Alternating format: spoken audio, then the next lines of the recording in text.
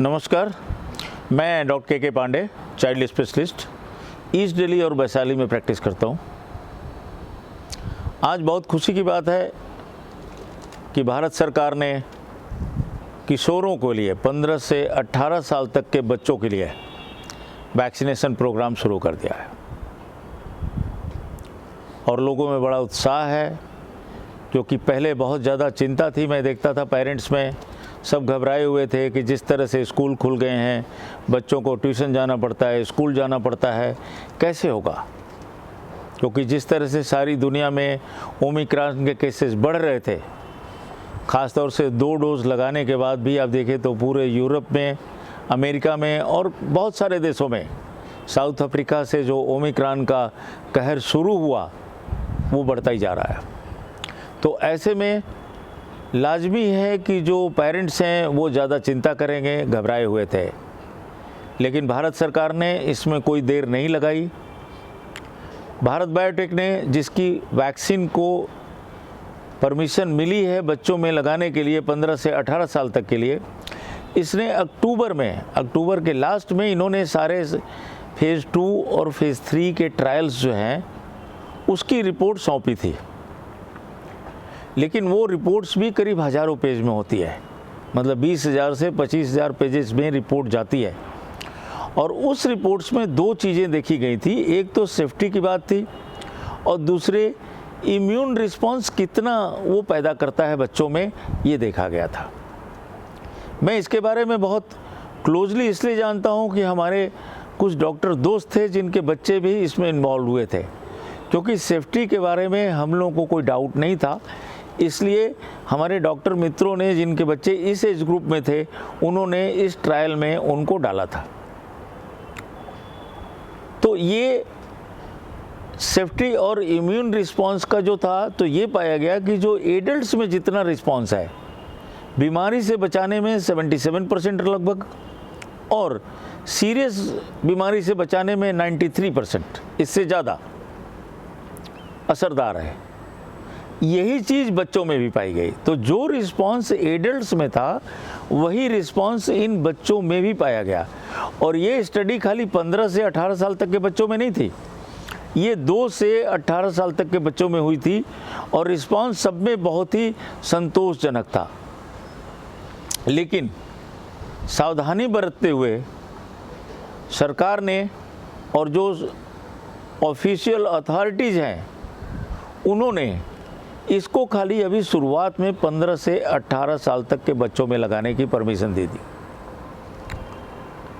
अब आप इसको ऐसे समझें कि अपने देश में करीब 10 करोड़ बच्चे इस ग्रुप में आते हैं, 15 से 18 साल तक के ग्रुप में, जिनको ये वैक्सीन लगनी है।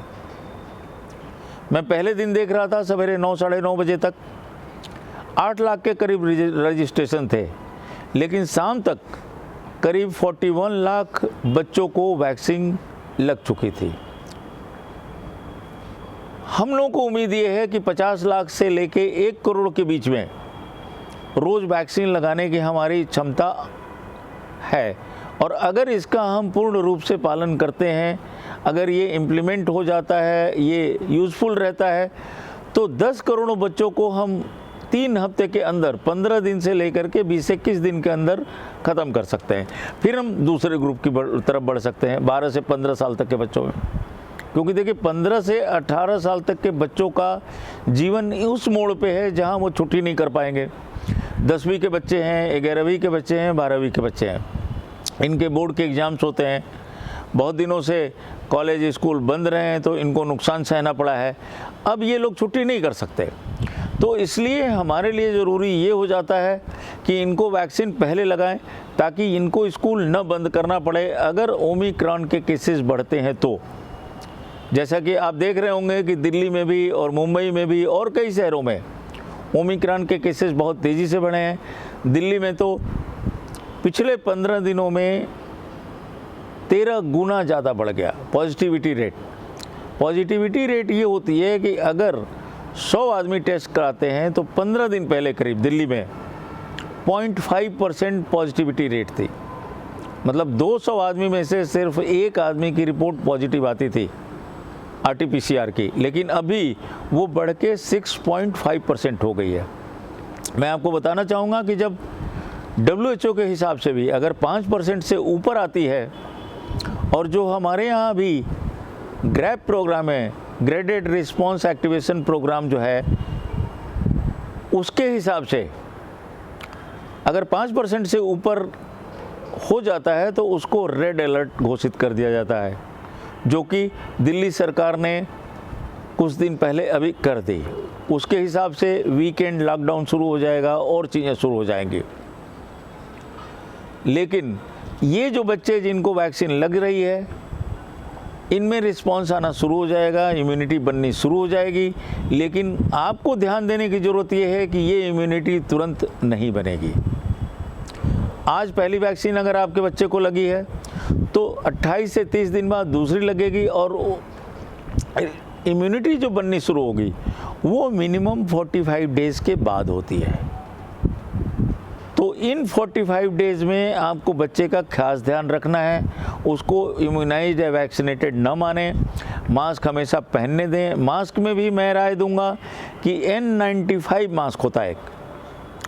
N95 में ये रहता है कि ये अगर बच्चा ऐसे बच्चों के साथ भी बैठा है जिनको कि कोविड है, जिनको इन्फेक्शन है, क्लास में है या कोचिंग में है या ट्यूशन में है, कहीं भी है, तो भी अगर N95 मास्क बच्चा पहनता है तो उससे बचा रहेगा।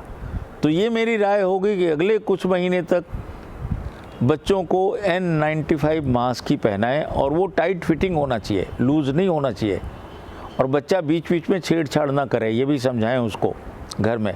तो ये जो चीज़ें हैं वैक्सीनेशन के बारे में, ये बड़ा ज़रूरी है आपको जानना, आपके बच्चों को जानना। अब इसमें लोग चिंतित ये हो रहे हैं कि भाई साइड इफ़ेक्ट्स तो नहीं हो जाएंगे वैक्सीन लगाने से।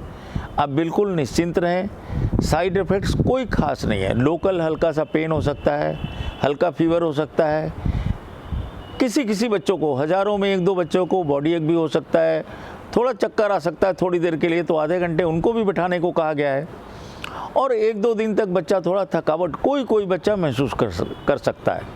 लेकिन बच्चों में जो टेस्ट में पाए गए, ट्रायल्स में पाए गए, वो ये पाया गया कि वो बहुत ही कम रहेगा। तो आपको बच्चे के लिए घबराने की ज़रूरत बिल्कुल भी नहीं है। अगर बुखार ज़्यादा होता है, 100 से ऊपर जाता है, 99.5 से ऊपर जाता है, बच्चा आपका थोड़ा ज़्यादा थका हुआ महसूस कर रहा है, तो आप उसको क्रोसिन का सिरप भी या क्रोसिन की गोली भी उसके हिसाब से, वेट के हिसाब से अपने डॉक्टर से राय ले करके उसको दे सकते हैं। हाँ, इस दौरान अगले 2 दिनों तक पानी पीने की मात्रा उसकी ज़्यादा से ज़्यादा रखें, जंक फूड वगैरह न खिलाएं। ये अगले बीमारी से बचने के लिए भी है, इम्यूनिटी बढ़ाने के लिए भी है। हरी सब्जियां, फल खूब खिलाएं, और ये देख लें कि जो वैक्सीनेशंस वगैरह हैं, जैसे फ्लू की वैक्सीन भी होती है, जो कोल्ड की तरह जो फ्लू होता है, उसकी वैक्सीन बच्चों को हर साल लगनी चाहिए, वो भी लगवाएं। ये छोटी छोटी सावधानियां अगर आप बरतेंगे